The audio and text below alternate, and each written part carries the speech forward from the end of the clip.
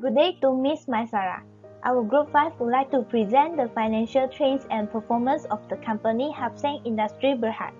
Therefore, let me introduce myself and groupmates. My name is Chong Jo-yi, which is introduce the overview of the company and discuss the effect of COVID-19 to the financial performance of the Hap Seng. And my first groupmate Tam Mei Chin, which is explain the calculation and the formula of the ratio according with each category. And my second groupmate Yang Zhi Sing is comment about the trends performance of the company, and let us start the introduction and presentation today. Let me bring the overview of this company. For the aspect of business industry, the Hap Seng Industry Berhad is a holding corporation for investment was established in year 1991. It listed on the main board of Bursa Malaysia Security Berhad on year 2000. However, its subsidiary company, which is one of the Malaysia's most well-known and 60-year trusted biscuit producer. For the second aspect of business operation, the Hap Seng Company had 3 subsidiary companies to manage the operation according with biscuits, beverages, and trading. This manufacturing was Hap Seng Perusahaan Makanan Sendirian Berhad, the biscuit operation, Hap Seng Hung Yong Brothers Sendirian Berhad, the trading operation, and the Incomics Food Industry Sendirian Berhad, the beverages in operation. And it was the primary business segment of the Hap Seng. Besides that, the Hap Seng was operate 6 sales network in West Malaysia and also have the additional distributed located in the East Malaysia. And now we can see that the third part is type of product and service. The Hap Seng Company was provide the production and distribution of biscuit, confectionery, and beverages. It offers a variety of special cream crackers, cookies, biscuit, and mixed beverages. The biscuit category with the brand name Chap Ping Pong and Hap Seng cream crackers.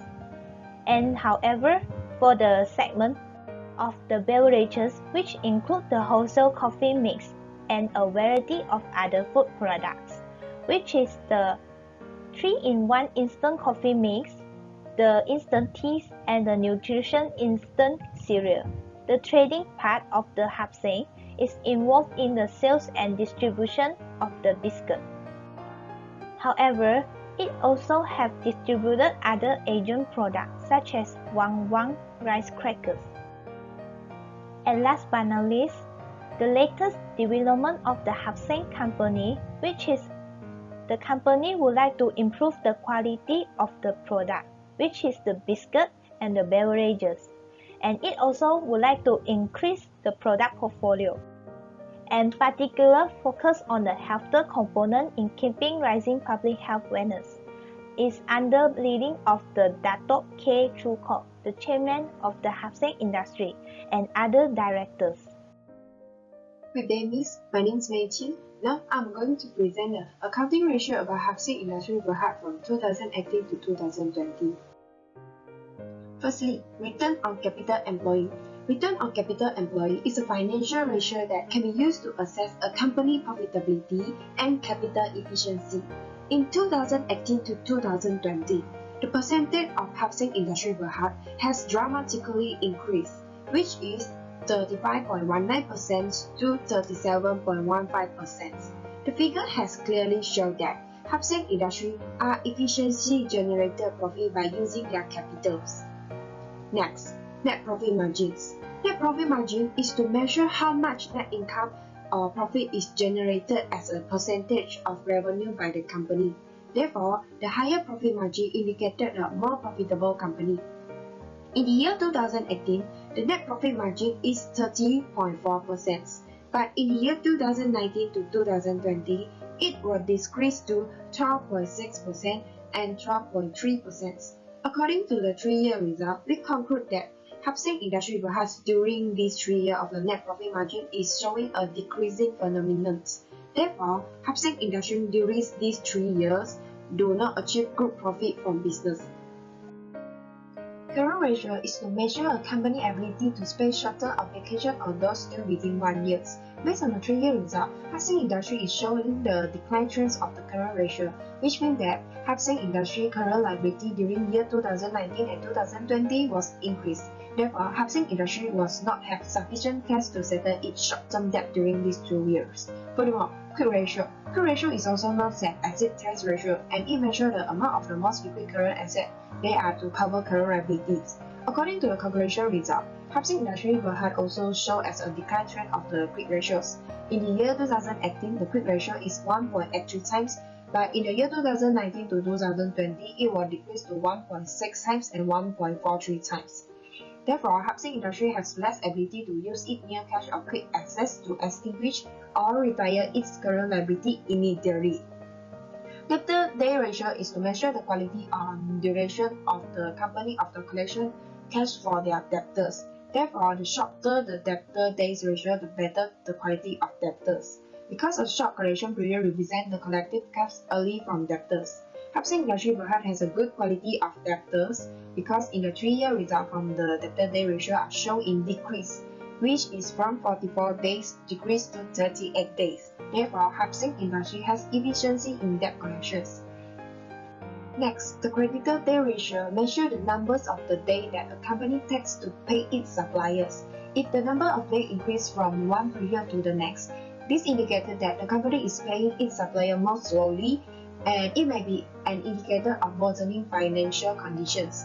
Based on the housing industry 3-year creditor days ratio, it shows a decreased result, which is from 56 days to 52 days.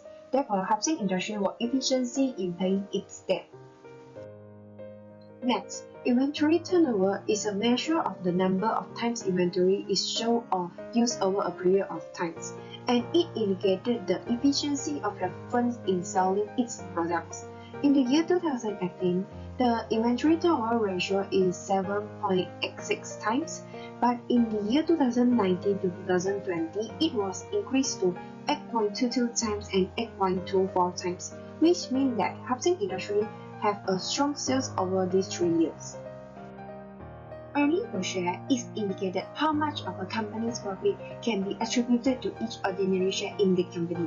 According to the 3-year result, housing industry earnings per share still remain at the nearest level, which is RM5 ringgit. So it indicated that from 2018 to 2020, housing industry is profitable and the profit to distribute to its shareholders keep remain similar.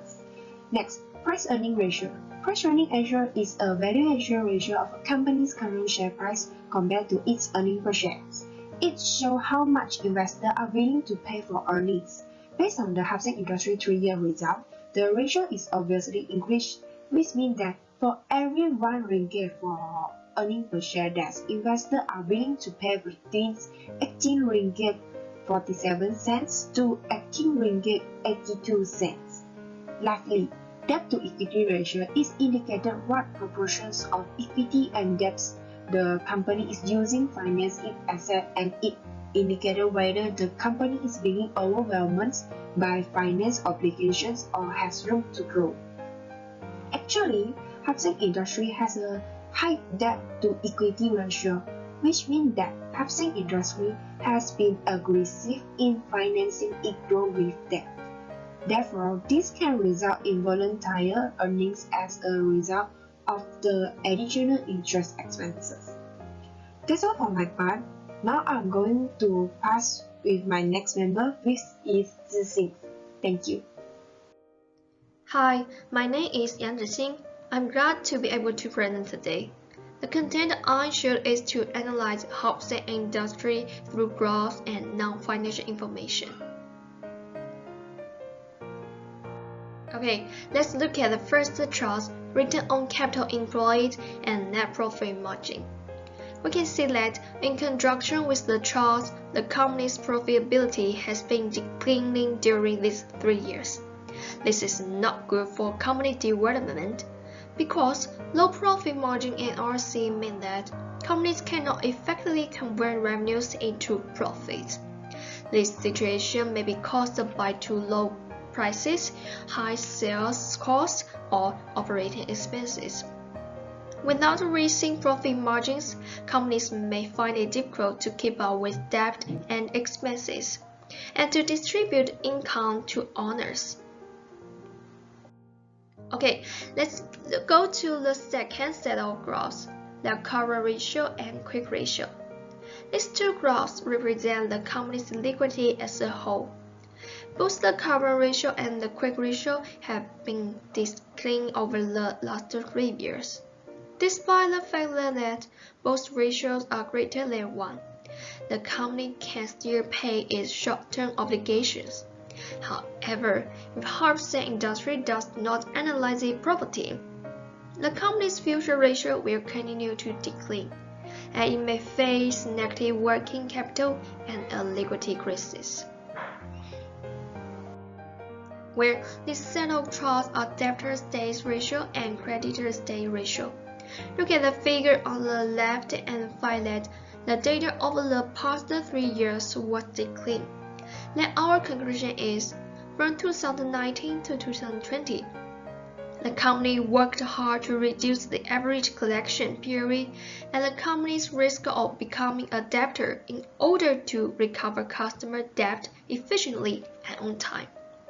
On the other hand, for creditors' days ratio, there also was a decline trend for 3 years. This will gradually reduce the investment opportunities and efficiency for the company.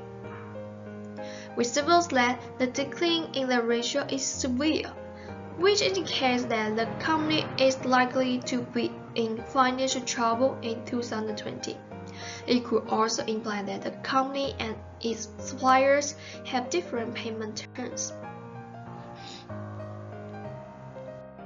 Okay, its fourth part.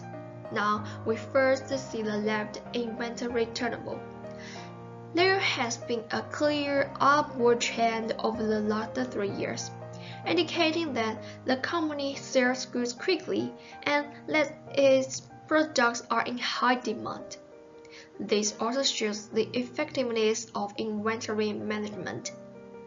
And the picture on the right, in 2018 and 2020, indicate that the company's profits are higher and that more profits can be distributed to shareholders. A healthy capital structure is a positive indicator of investment quality because it reflects lower debt levels and a large amount of equity in 2020. Okay, let's see the last set of graphs, price-earnings ratio and debt to equity. We can see from the chart that there is a clear upward trend. It could indicate that a company's profits are increasing. It's a promising sign for the company's future. This indicates that the market expects future to experience favorable earnings. At the same time, the company's debt will also grow together, requiring a speedy response to avoid a debt repayment crisis. In addition to analyzing the graphs that will affect the company's development, we also found non-financial information in area of environment or materials in Hap Seng Industries. Hap Seng Industries with partners and production personnel to recycle manufacturing waste and packaging. One of the steps they have taken is to reduce packaging waste at the source. Second, restore the waste before selling it to waste collectors who are permitted to recycle it. According to official data, due to the COVID-19 pandemic and MCO, costs in business slowed down. 2020 will be a challenging year for Hap Seng Industries. Nevertheless, the group has managed to generate revenue in 2020, an increase of 5.7% compared to 2019 revenue. Okay, that's all for me. Thank you. Hi, here is my part again. Now I would like to show the impact and suggestion of the Hap Seng Company during the COVID-19 effect as our ending part. Here is the impact based on the ratio categories of the Hap Seng Company. To sum up the part of comment the trend's performance, I have summarized up the effect on each categories of ratio, and we have found that the group of profitability, liquidity, efficiency, capital structure are showing the negative effect for the company Hap Seng. However, the shareholder ratio, ROCE and RATR are showing the positive effect. Therefore, we have a conclusion with the negative effect for the Hap Seng company. However, the company are facing the negative effect during these 2 years. Nevertheless, we will provide the suggestion to improve the financial performance of the Hap Seng company. The cash budgeting plan is our first suggestion. To prepare the cash budget, determining the cash balance, management and utilization of cash. It can reduce the cost expense and indirectly increase the liquidity and profitability of the company. By having a good budget plan, it can assist the company building up the brand value. The second suggestion is having a financial practices. The company may use the tactics of coordination finance to make the operation as necessary. Besides that, the disposal of surplus will maximize the profit and increase the liquidity of the company. With the second suggestion, the board of directors can make the effective decision to achieve the company's goal also. Using the automated robotic processes and information system is the third suggestion that based on the group efficiency of the company. Scheduling maintenance plans is the first important step to having a more production for the product category. For having a more category product, it may use the MIS system to provide the machine or categorize the machine downtime. The company also can contribute to a set of a company-wide lean manufacturing and supply the chain goal governance various product side to improve the efficiency of the company. That's all of my part. Thank you.